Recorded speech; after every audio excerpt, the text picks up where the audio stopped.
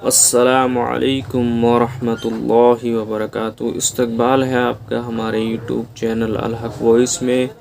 دوستو، آج کا ہمارا سبق ہے فضائل ذکر۔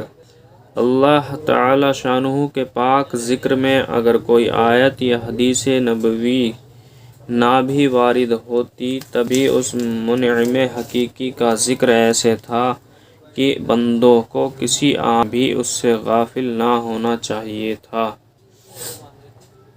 کہ اس پاک ذات کے انعام احسان ہر آن اتنے زیادہ ہیں کہ جن کی کوئی انتہا نہیں، نہ مثال۔ ایسے منعم کا ذکر، اس کی یاد، اس کا شکر، اس کی احسان مندی فطری چیز ہے۔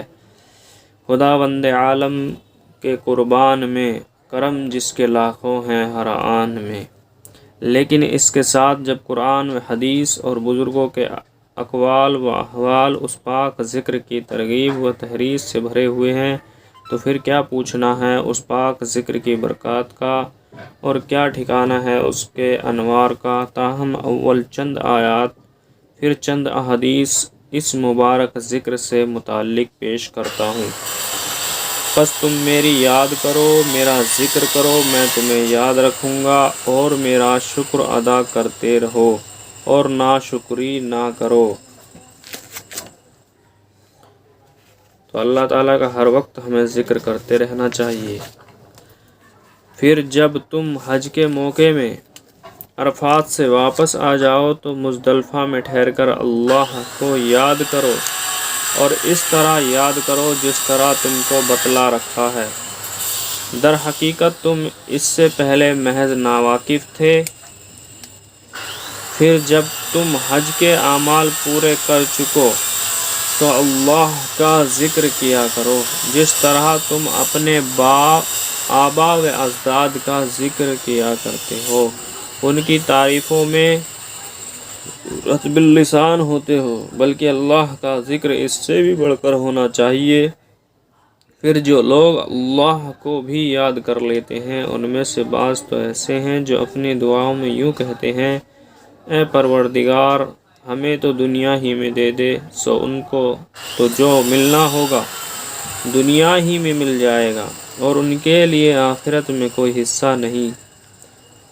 اور بعض آدمی یوں کہتے ہیں کہ اے ہمارے پروردگار، ہم کو دنیا میں ہی بہتری عطا فرما اور آخرت میں بھی بہتری عطا کر، اور ہم کو دوزخ کے عذاب سے بچا۔ سو یہی ہے جن کو ان کے عمل کی وجہ سے دونوں جہان میں حصہ ملے گا، اور اللہ جلدی ہی حساب لینے والے ہیں۔ حدیث میں آیا ہے کہ 3 شخصوں کی دعا رد نہیں کی جاتی بلکہ ضرور قبول ہوتی ہے۔ ایک وہ جو کثرت سے اللہ کا ذکر کرتا ہو، دوسرے مظلوم، اور تیسرے وہ بادشاہ جو ظلم نہ کرتا ہو۔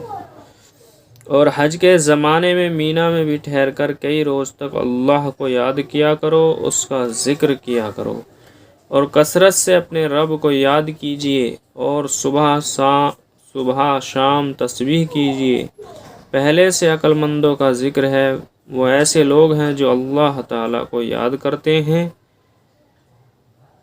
کھڑے بھی، بیٹھے بھی اور لیٹے ہوئے بھی، اور آسمانوں اور زمینوں کے پیدا ہونے میں غور کرتے ہیں، اور غور کے بعد یہ کہتے ہیں کہ اے ہمارے رب، آپ نے یہ سب بیکار تو پیدا کیا نہیں، ہم آپ کی تسبیح کرتے ہیں، آپ ہم کو عذاب جہنم سے بچا لیجیے۔